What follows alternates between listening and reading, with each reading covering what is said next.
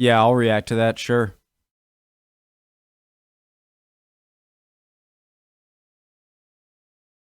Hey guys, why London is terribly designed.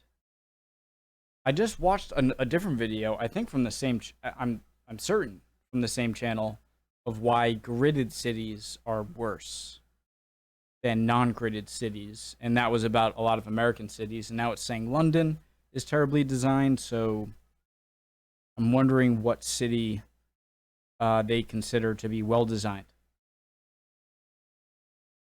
Let's go. My name's Connor. I like to learn things. Original link to the video, top of the description. Right below that, link to the Discord. OBF here. Would love to have you on the Discord, okay? Fun time. I get to know you better. Talk, don't talk, whatever's comfortable. Or don't join if that's not for you. Let's do it. London was crowned in 2021. London was crowned the most congested city, beating out Paris, Brussels, New York, as well as Mumbai and New Delhi.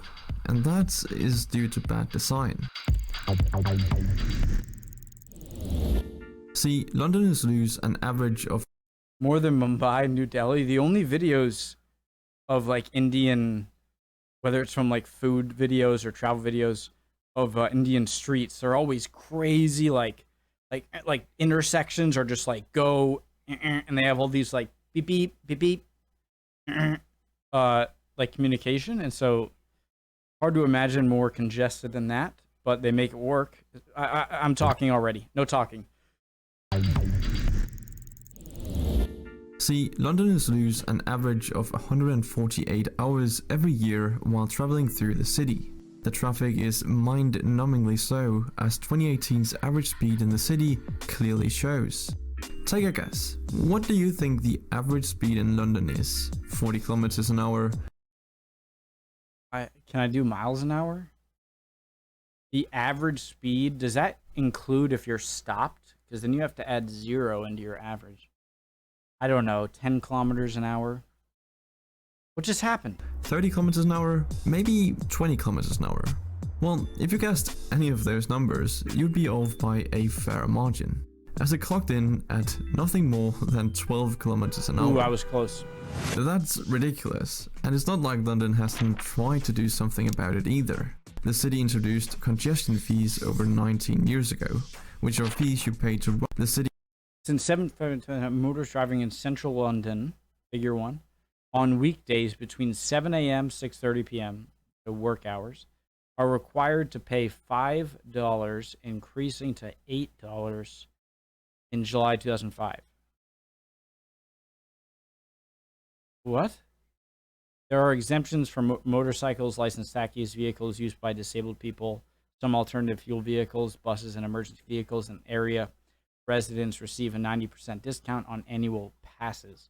The charging area is indicated by roadside sign and symbols on the roadway. The city expanded the zone westward in 2007, but this was reduced back to its original area in 2007 due to political opposition. What do you mean? You pay $5 for what? It's ridiculous, and it's not like London hasn't tried to do something about it either. The city introduced congestion fees over 19 years ago, which are fees you pay to run a vehicle in the city. But the only thing these fees got rid of was the private vehicles, as only 37% of the cars currently in London are private. You might think that's a good thing. Less private vehicles equals less congestion, right? Well, if you had amazing public transport and a well thought out city, this would be true. But London doesn't have that. So what happens when people can't afford to drive in private cars and public transit is not a reliable option? It's pretty simple. It allows for alternative methods to fill in the gaps. So now they have streets full of taxis, rideshare vehicles, delivery vans and buses. The problem didn't get solved. Instead, it got worse. And this is a similar story with many of London's projects and ideas. I love this building. Every time I see it, I do not like it.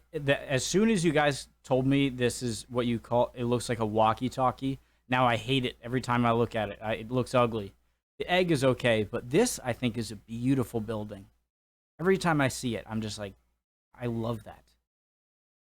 Good job, whoever architect / engineer designed that building. A great example is the ambitious, expensive, and I guess revolutionary Crossrail Elizabeth line. It was meant to represent a turn in public transportation that would streamline the train system in the London Underground and connect commuters to their destinations faster, cheaper, and more efficiently.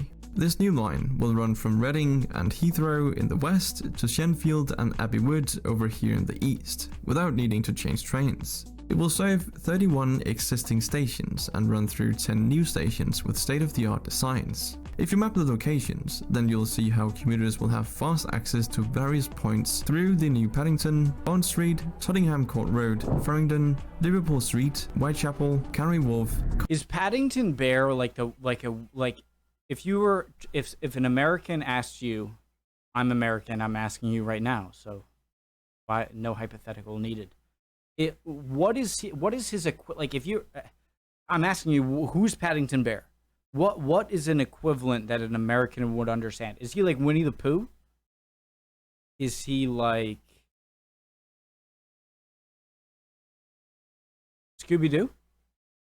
Tottenham Court Road, Farringdon, Liverpool Street, Whitechapel, Canary Wharf, Custom House, Abbey Wood, and Woolwich stations. There's just one problem. The Elizabeth line is still largely inoperable. After breaking ground in 2009, the magnificent project was set to be revealed in 2018. By 2019 though, the initial £14.8 billion budget had risen to £18.8 billion. Then the Transport for London or TfL took over and a 2021 opening date was set, only to be pushed back yet again. The project is now estimated to take into an additional £1 billion, and there has yet to be a clear explanation for the delays and budget increases. But anyway, the TfL pledged to open the central portion of the Elizabeth line in June of 2022, but testing and safety regulations are still ongoing. For Londoners, the overhaul can't come fast enough, and the pressure to change London's fate is rising. In a 2019 survey, 60% of London commuters felt that using public transport was getting increasingly frustrating. The system is notorious for high fares, delays, and cancellations. Nearly 38% deemed it unaffordable as well. So Londoners have had to find alternative options. Percent deemed notorious for high fares, delays, and cancellations. Nearly 38% deemed it unaffordable as well. So Londoners have had to find alternative options. Operating the city since 2013, private transportation services like Uber are used by over 3.4 million Londoners and facilitated by over 40,000 drivers.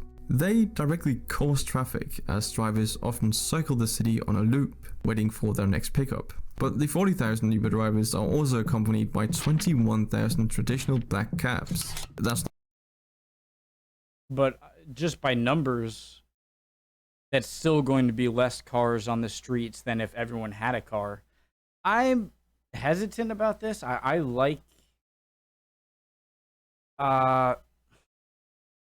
think a personal car provides an amount of freedom of travel that public transportation just can't. You know, it's public transportation. It goes where is most convenient for the most amount of people.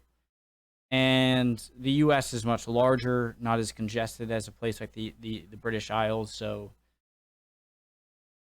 it's just like a lot of, I don't know where I'm going. Not all though, as we still haven't discussed the delivery vans. See, when city planners opened up operations of transnational companies like Amazon, the British economy did grow. However, planners didn't factor in the boom of online shopping and the infamous same-day delivery, where vans zoom through the city centre to reach multiple destinations on any given day, 7 days a week. Don't tell me Express Amazon delivery cars might be convenient for the customer and profitable for the supplier, but it grinds London's traffic time to an absolute halt. Then there's the my buses. problem with this, though, is that this is all taking place of a car that would have been going out to buy that product. So whether you have Amazon drivers or not, if you don't have Amazon drivers, you're going to have people in cars. If you do have Amazon drivers, you have the Amazon cars. So I don't see how that's, you know. London has one of the most iconic I can't finish my sentences. time to an absolute halt. Then there's the buses. London has one of the most iconic and recognizable buses in the world. Amazingly though, people aren't really using them. So why is that? Well, the average bus speed in traffic might have something to do with it, as the average speed of buses in London is 6 km per hour. That's walking speed. But why is it so slow? I mean, it's literally going at half the average speed of other cars on the road. The answer is a few things. For one, London's population is on the rise. It's estimated that the population expands by 100 to 200,000 people per year on a conservative scale. Simply put, London's working class has outgrown the city.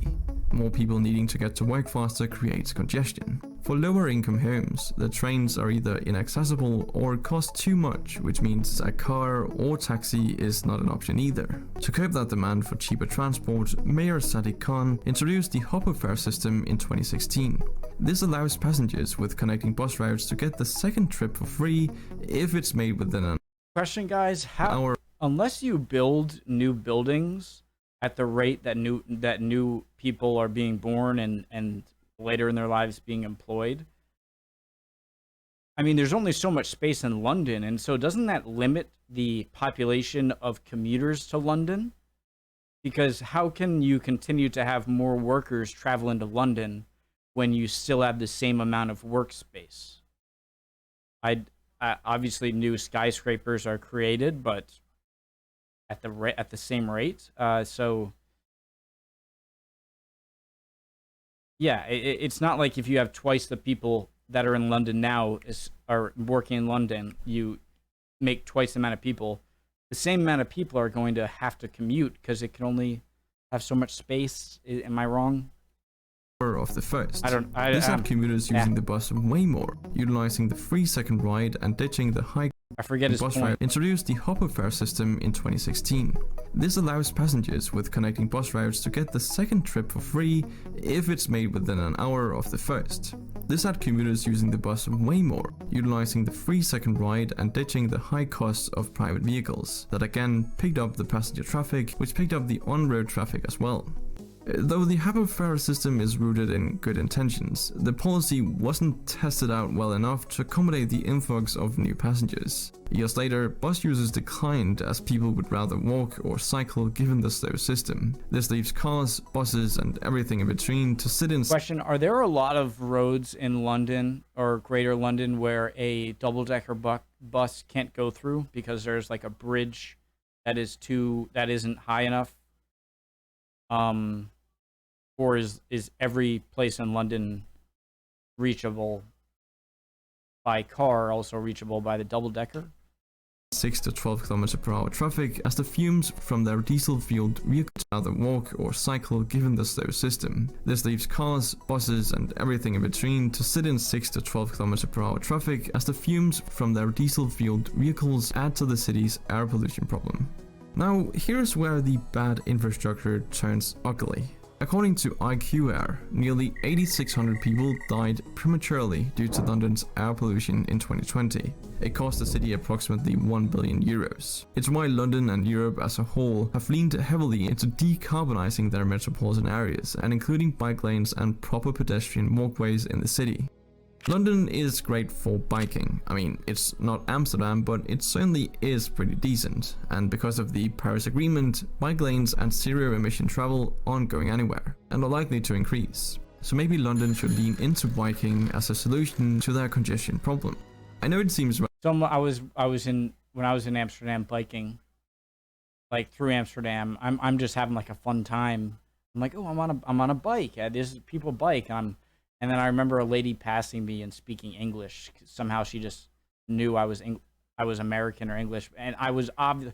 This was like my stage where like I had my Nike high socks and my J. Crew like colored red salmon pants, like a backwards hat, and I had long hair. So I stuck out, and I remember her biking by me and being like, "This isn't Disneyland," like she said it in an accent. And I'm just like, I realized like, ooh, I probably shouldn't have been. People use it like a bike is a much more day-to-day just means of transportation rather than any sort of exercise. And so to them, it's like you're like fooling around in a car, you know, kind of. I'll never forget that. Either go back to Disneyland or like this isn't Disneyland. I don't think I was doing anything bad. She's. I forget. I think I was biking fast, like through the street. I don't know. rather Forget unlikely it. that you could change the culture so drastically. But Paris has been doing it for the past few years and is determined to remove most of the cars from the roads and become a bike-friendly city. And they're doing pretty well at it, so it's certainly not impossible. But maybe these are just the growing pains of a blossoming city. Although the infrastructure issue is most evident when you look at London's housing crisis, which has been going on for decades. And this is nothing more than lack of adequate planning and not building for a growing population. Add to that It's the like huge California. influx of overseas investments that have driven up prices astronomically, and you're left with a bunch of people with no place to live. The city needs more houses, a lot more. High demand with little supply will always drive up the market price of any given commodity. That's basic economics. So why doesn't the government just build more housing? Well, it's not that Just build more. Just build more houses, man. What are you doing? Just build more. Like, what's your issue? easy. First of all, it's estimated that the UK will require 150 to 200,000 new homes per year to accommodate its growing population. Who's going to pay for that? Well, overseas investors, of course. But the problem with them is that they obviously want the highest return on their investment. Right? That's like, for businesses, the more people, the better. Because the more people that, you know, make money or whatnot, want to buy your stuff, the more people who are willing to pay more money for your stuff, and so you make more money.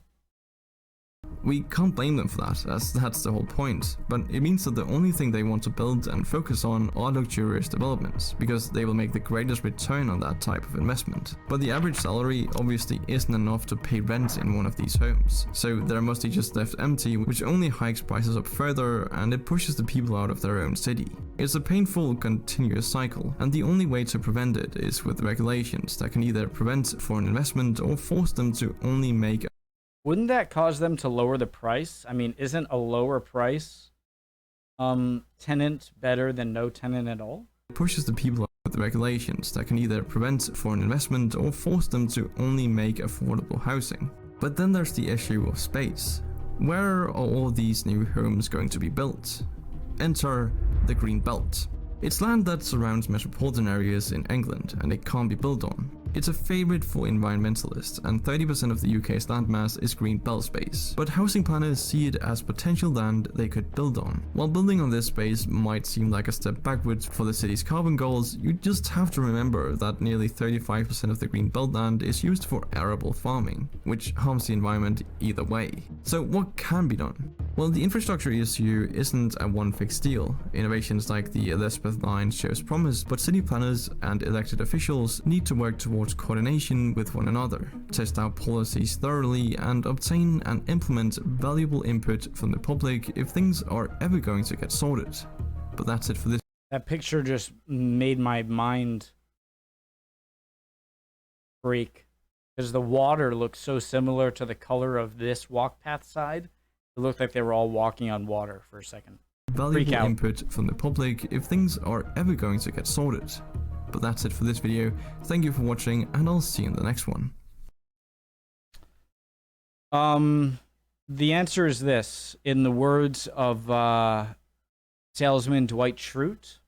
There's too many people on this earth. We need a new plague. Who are all these people? There are too many people.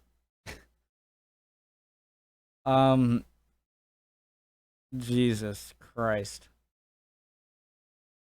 All right, we got to chill. Because there's this thing of, like, you see in Japan of they have a lot of people in Japan, right? They're like over 100 million people. But they have a giant, enormous aging population.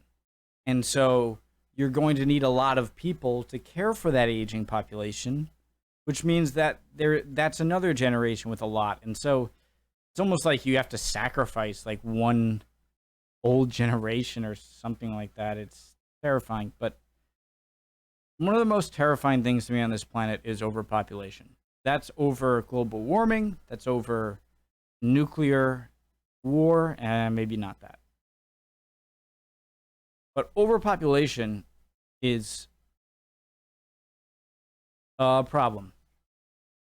Awesome video, cool. OBF, awesome channel. Hope you guys can answer some of my questions. If I had, I'm sure I had some. And I hope you're all doing well. If not, you will be good soon. Do not worry, my friend. Emotions are fickle. Tomorrow you could be great. The best thing about being the most depressed you felt in a while is that as soon as you get over it, you're always the happiest right over that. You kind of hit your like sadness cycle or whatever. You're always the happiest right after that. And that's what helps me sometimes cope when I'm feeling really sad or anxious. Just know sometimes when you feel super sad or anxious that you can feel your happiest and most motivated just a few days after. I like to just say that every now and then. Mental health is no joke. Bye, guys. See you next time. See ya.